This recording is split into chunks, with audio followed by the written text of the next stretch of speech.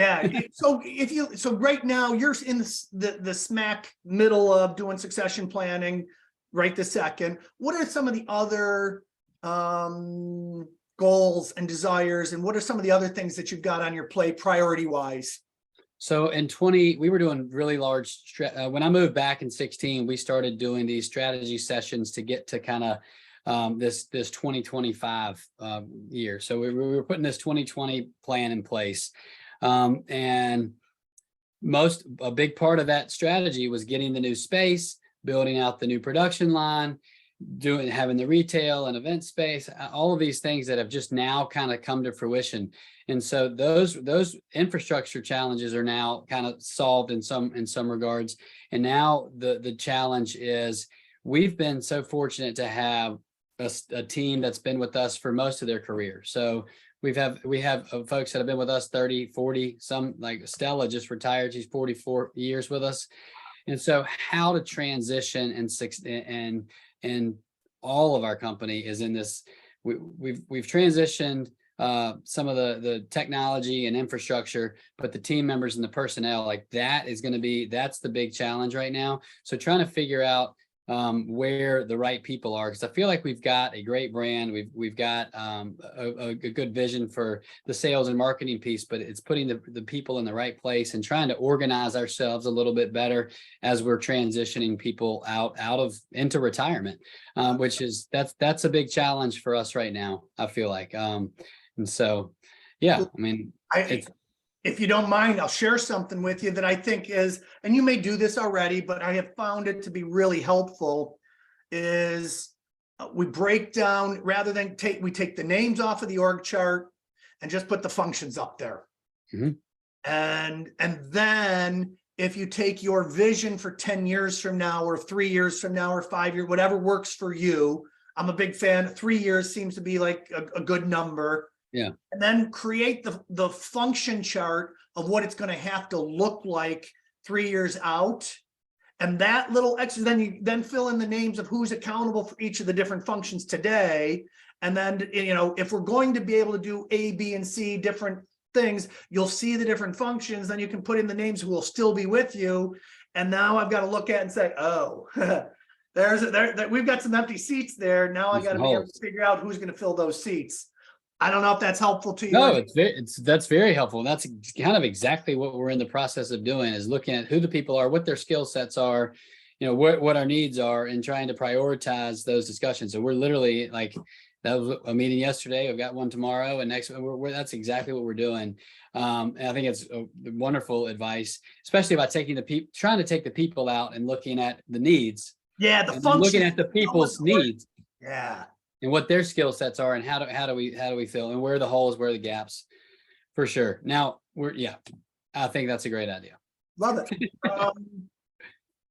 Anything else? You've been in a family business for years. People, your sisters, uncles and aunts, and your mom and you've been surrounded by this. If you're talking to other family businesses, somebody comes and says to you, Marshall, I'm working in my family business and this is driving me crazy. Or I'm working in my family business, I love this, but I don't love that. What are some of your pieces of advice specifically to family members about how do we make this work best for us? I think that is every family business's biggest challenge, right? And that's why I asked the question. The different dynamics, but I think we all need to take a step back and look at oneself, figure out what it is that makes you tick, and try to bring that into the business as well. But taking some time away from it, I think, is important. I do not have the answer to that, because I do think that's one of the biggest challenges. But for me personally, it's how have I been able to bring some of my interest and desires and things to the business, and find things that I enjoy and that I can get passionate about, and then finding the commonalities with the different family members who have those similar interests. Because I do feel like I have a very diverse background, and it can be relatable to many different people. And so where can we work together? It's like finding common ground with each family member on whatever that may be. I think is key. And that's not just in family business, that's just in life. Like, how do you communicate? How do you find common ground? The more you experience, the more relatable you are, I feel like. And so to me, I guess that's just been how I try to interact with people, whether they're aunts, uncles, or neighbors, or whoever. But it's just that's really good advice, and I want to make sure people heard that, because your advice is spot on. It's at the end of the day, I do a little exercise with family members. That what makes it sticky is, somebody says something that triggers that time when your brother tripped you down the stairs, or mom gave him or her the special sticker that you didn't get. And there's triggers that happen inside the family business that don't happen anyplace else. But if you can think about this exercise, and I just hold up a silver dollar or a quarter, and you put it between two people, you and your mom, you and your uncle, or whomever, and you just ask them, what do they see? Well, one of you is seeing the heads and one of you is seeing the tails. So from the seat that you're sitting in, you're seeing totally different things, even though you're looking at exactly the same thing. And so if we can take a moment to say, to your point, let me get relatable with these people. What's important to you?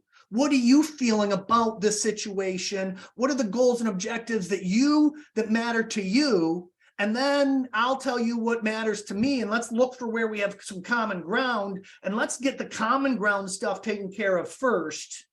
And then we'll work on the stuff that's harder second.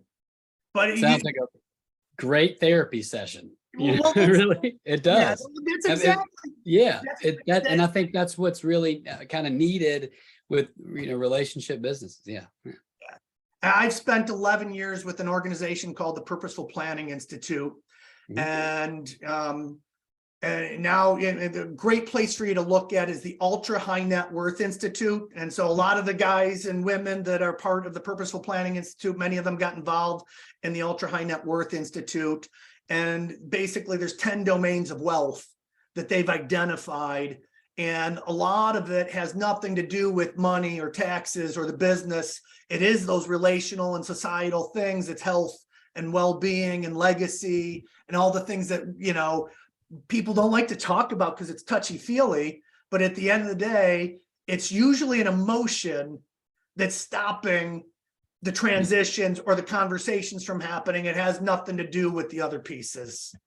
I see that for sure in my experience with our family. Yep, absolutely. Yeah. So I love that the coin exercise, just to get the conversation going and to see like how similar this is, but how different we are in many ways. Anyway, I love that, and I appreciate that advice. And yeah, no, that's where you come on.